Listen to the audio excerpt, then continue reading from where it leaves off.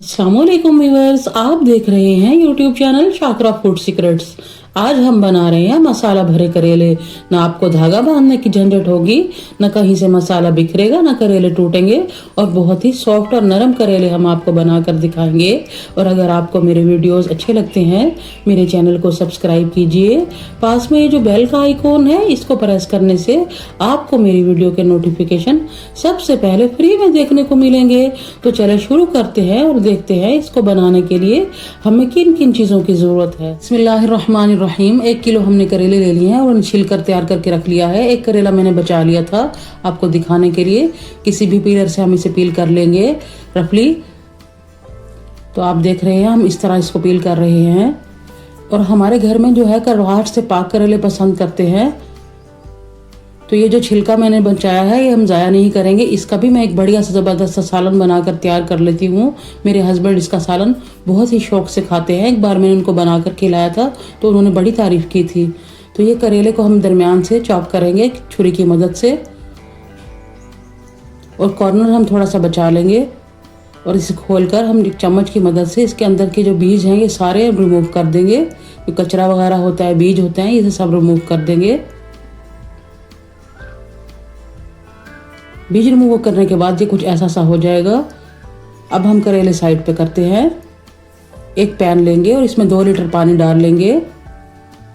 पानी डाल लेने के बाद 1 खाने का चम्मच भरकर इसमें नमक डालेंगे। 1 चाय का चम्मच भरकर हम इसमें हल्दी पाउडर डालेंगे। चूल्हा हम अपना ऑन कर देंगे और फ्लेम रखेंगे मीडियम लो। सभी करेले हम इसके अंदर डिप कर देंगे पानी में और 8 से 10 मिनट के लिए बॉयल आने देंगे। और सभी करेलों को अच्छे से पानी में डिप करेंगे। अब जब तक करेले हमारे बॉयल हो रहे हैं, हम क्या करेंगे, इनका मसाला तैयार कर लेंगे जो हम फिलिंग के लिए बनाएंगे। मसाला तैयार करने के लिए 3 से 4 खाने का चम्मच मैंने बेसन लिया है और इसे ड्राई रोस्ट कर लेंगे। और इधर भी फ्लेम जो है लो ही रखेंगे, ज़्यादा हाई नहीं करेंगे, ताकि ये बेसन जो है हमारा जले ना। और ज़बरदस्त सी बढ़िया सी खुशबू आ रही है और बेसन ने अपना कलर चेंज कर लिया है, हल्का लाइट ब्राउन होना शुरू हो गया है। तो इसका मतलब है बेसन हमारा भून गया है। हम इसे किसी प्लेट में निकाल लेंगे। अब वही पैन हमने टिश्यू पेपर की मदद से साफ कर लिया है और उसके अंदर 3 से 4 खाने के चम्मच कुकिंग ऑयल डाल लिया है। 1 चाय का चम्मच हम इसमें ज़ीरा डालेंगे। ज़ीरा हमारा भुना हुआ था। और हम 1 प्याली प्याज डालेंगे जो मैंने बारीक चॉप करके रखी थी। तकरीबन प्याजों में ये दरमियाने 3 प्याज थे। अब प्याज जो है थोड़ी सी सुखड़ जाए, 4 से 5 जवे लहसुन की हैं, उसका मैंने पेस्ट बना लिया है, वो भी डाल के भूनेंगे। ज़्यादा लहसुन नहीं डालेंगे क्योंकि करेलों में ज़्यादा लहसुन नहीं जाता है। 3 से 4 मैंने हरी मिर्चें ली है, उन्हें बारीक चॉप कर लिया था, वो भी हम डाल रहे हैं। और मिर्चें भी साथ ही साथ भूनते जाएंगे।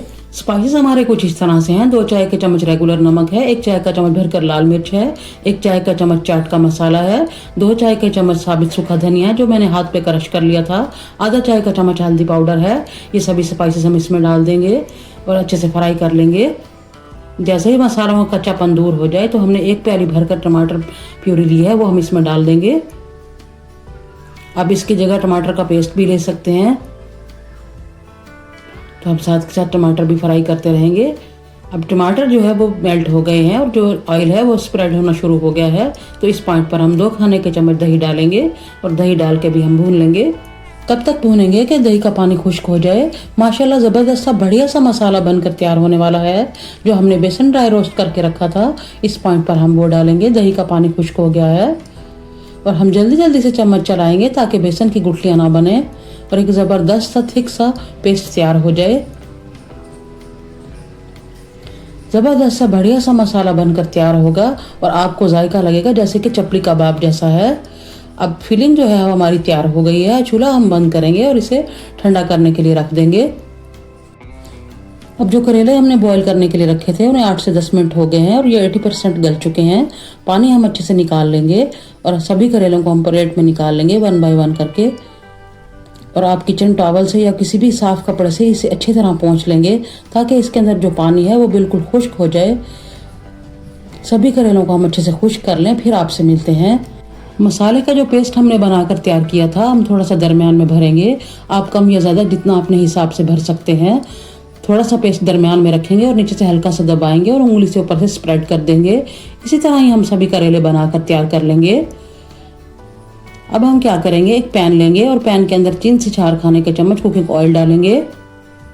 और थोड़ा सा पैन हिला के सारी जगह ऑयल फैला लेंगे ताकि पैन अच्छे से ग्रीस हो जाए। और 1 बाय 1 करके हम करेला रखते जाएंगे।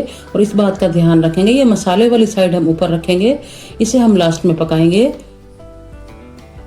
और बहुत ही केयरफुली हम अलट पलट करके सारे करेले फ्राई कर लेंगे। और आंच जो है हम मीडियम लो ही रखेंगे, ज़्यादा नहीं रखेंगे ताकि हमारे करेले जो हैं वो जले ना।